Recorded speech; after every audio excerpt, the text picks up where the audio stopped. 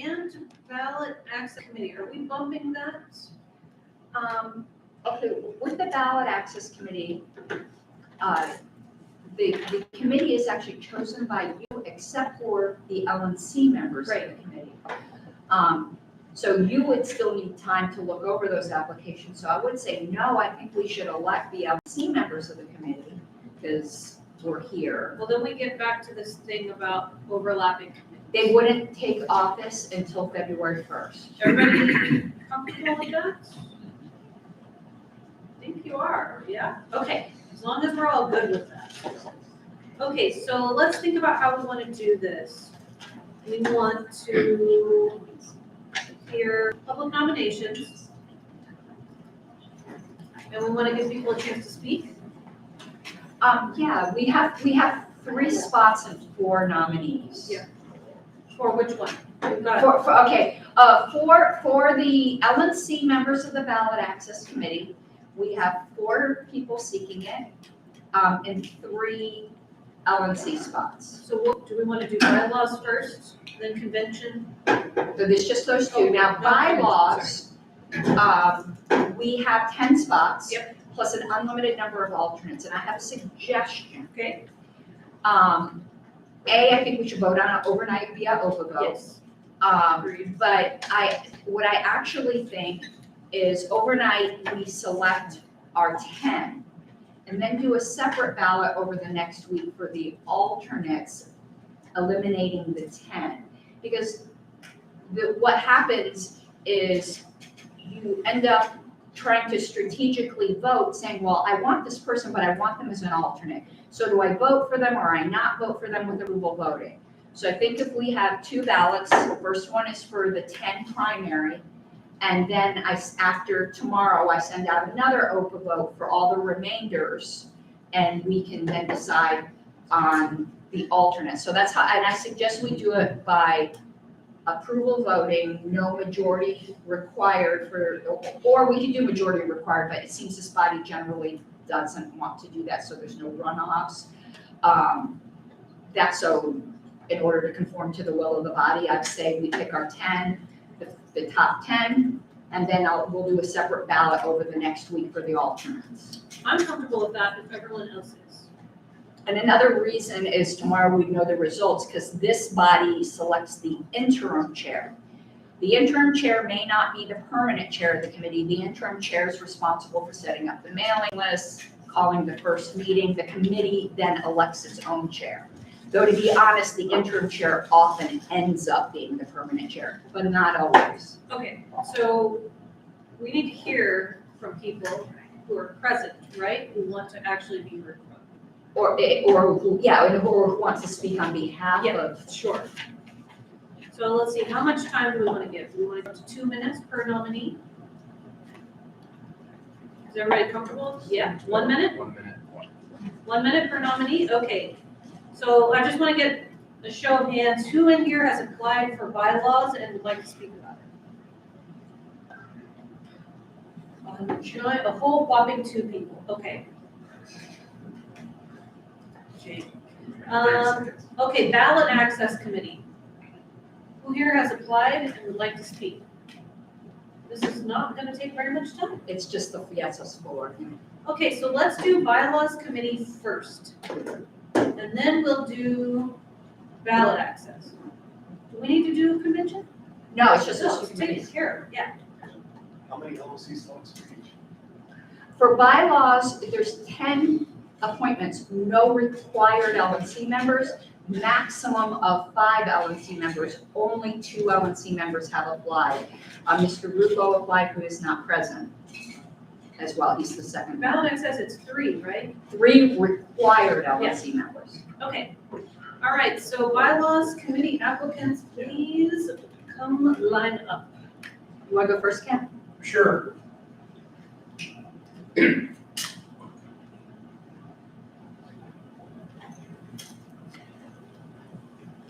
a minute, right? Just wanted to get here. Yeah. All right, so long story short, I was on the committee last term. Last term's bylaws committee report didn't get heard at convention. I do think that those proposals were not perfect. Everything is a product of the entire body, the committee.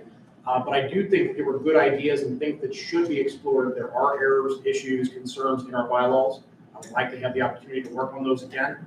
And so, as mentioned when we were doing things earlier, this is the committee that I would like to be on, any of the committees at all, and I would ask for your vote. Thank you. Thank you very much, Ms. Harlan. Right, thank you, as you guys know, I've served on the platform committee multiple times. I've served on the bylaws committee back in 2016. In these past couple of years, we've seen a lot of issues that probably weren't quite so obvious in our bylaws before the past couple of years. Having worked now, I'm like collecting the whole set of troubled states that I've now helped and dedicated probably several hundred hours to, that I think I know more than most about what the actual issues are. Obviously, you guys know I'm a registered parliamentarian, which I do think is a very important asset to have. And I also have a legal background, which is another important asset to have. So having been platform committee chair for 3 terms in a row, I obviously know how to do these committees. I've delivered 2 very successful platform committee reports where nearly all of the proposals were passed. I think only 2 each time weren't passed, and that's very unusual. And I bring that same skill set to this committee. So it's one that I really, really, really want to be on. And if you ask me today, knowing how much I love platform, if you had to pick between platform or bylaws, I'd pick bylaws. So that should just tell you my passion for it right now. We've got some problems that we definitely need to fix, or at least give the delegates opportunity to fix, because they're the ones who ultimately decide. So I ask for your vote. Thank you very much, Ms. Harlan. Okay, ballot access committee. Where are you at? Come line up and give us a 1-minute speech, please. Since there's so few of you, if you're applying for both, go ahead and speak for both. You can speak on behalf of someone, right? Yes, A non-LNC applicant? yes, and you can also speak on behalf of someone. For ballot access or bylaws or both? Both. All right, hello everyone. For those of you, well, you all know because I gave a report, I'm the current chair of the Ballot Access Committee. I've been on Ballot Access Committee for half a decade now. It is probably, in my opinion, the most important committee that we have.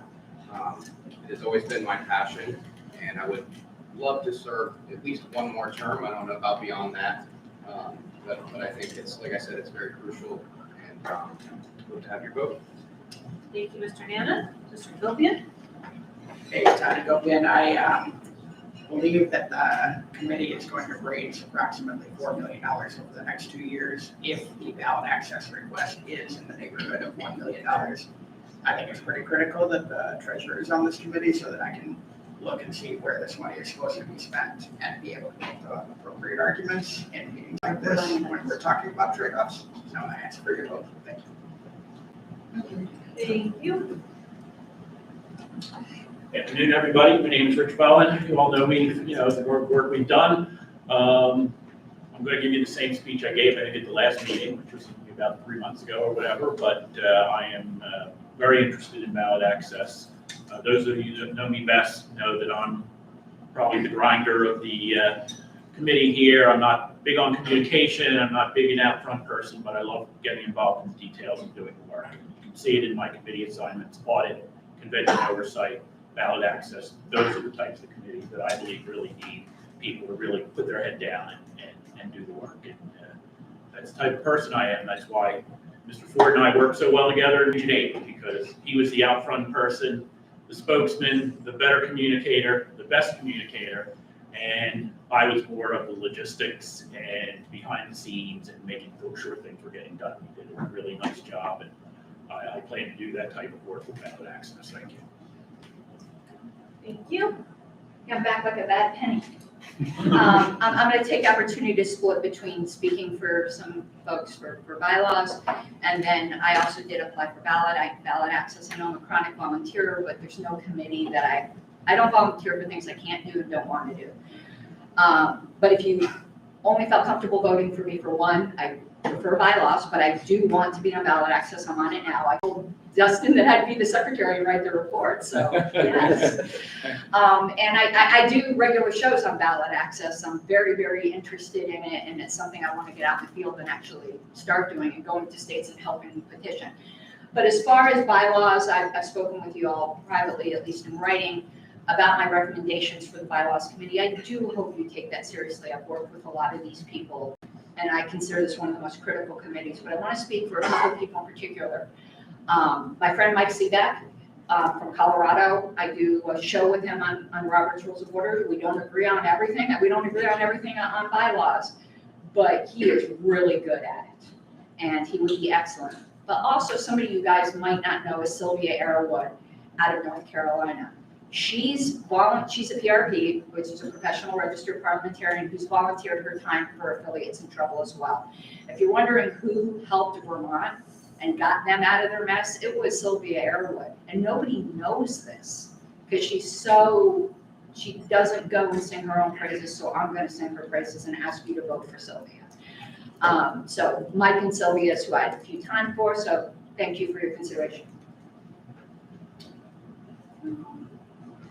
Hello again. I'm actually speaking for Dr. Chuck Moulton. He was on the committee last time as well. Chuck's been around for a long, long time, knows the history of the party, has the best interests of the party at heart. Again, like everybody, we don't always agree. We're libertarians. It would be weird if we did. But Chuck is really, really good, very skillful, very creative, and you may recall worked with people on site at the convention to try to get some consensus in the previous report with the hopes of trying to get something passed. We're always looking to make things better, and Chuck is one of those people that I can't highly recommend enough. So thank you. Thank you. Hi, I am Anna Johnson-Duque. I am the chair of the Washington State Party. And I'm here to speak on behalf of Layla Bush, who is my vice chair. She's applied for the Ballot Access Committee. She is a meticulous researcher and excellent at identifying all of the loopholes and pitfalls in bylaws and state statutes and laws. She spearheaded our 2020 ballot access drive for Jorgensen, which netted us, I believe, 50% more ballot signatures than we needed at zero cost. Now, Washington, we only needed 1,000. But I would trust Layla with a much larger effort. She is well respected by all factions in our party, and she's very passionate about ballot access. And I found her to be extremely measured in decision making, and I value her very much as my vice chair. So I think she would be an asset to any committee, but especially this one. Thank you. Yes, so I'd like to speak on Nick Siskielski's behalf for bylaws committee. He's a Georgian that is extremely intelligent, meticulous, and that fits his skill set incredibly. So please consider him for bylaws. For ballot access, I'd also like to ask everyone to vote for Eric Cordova. You can tell after talking to Eric at any length of time, that's where this man's passion is, and he's put a lot of time up into that up in New York. So please consider Eric as well. Thank you. I just wanted to speak for Paul Bracco for bylaws committee. Over the past couple of years, he's been very involved in the state party of Virginia and proposing edits to the Constitution, and he authored most of, I think, if not all of the amendments that are going to be up for vote at our next convention coming up. But he also went through proposed amendments that was supposed to be our special convention for constitutional amendments, but also the convention previously. He went through, there was a lot of proposed amendments. He went through all of those, and he gave his opinions on them and sent them to various members of all sides in the state party. But he's very good at this kind of thing, very smart, knows Roberts, and I think he'd be a good addition. Thank you. Madam Chair, Yes. in regards to ballot access, it's actually no less than 3 members, seeing as how 4 of us are interested. I say we would put all 4 on. If that's acceptable to the body, because it's no less than 3. Yeah, It doesn't have to be 3. You say that, but do you move that? I would move that we appoint the 4 interested LNC members to the ballot access committee as the LNC portion of the committee. Seconded. Okay, for ballot access committee, LNC members, can you please rise to make sure everybody clarifies, make sure they know who you are before we go to a vote. Look right there, 1, 2, 3, 4. Okay, moved and seconded. Any discussion? Should we go to a roll call vote on this? It can be done by acclamation but if there's an objection, we need to go to a roll call. Do we have any objections? Not a single one. Unity. Fantastic. Okay, hearing none, congratulations, you are all elected to that committee.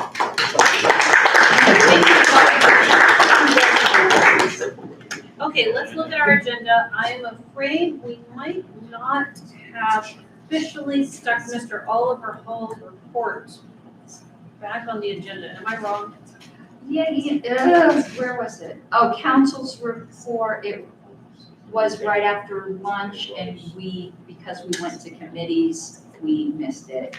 So why don't we call Mr. Hall and get a report from him, but it's going to be.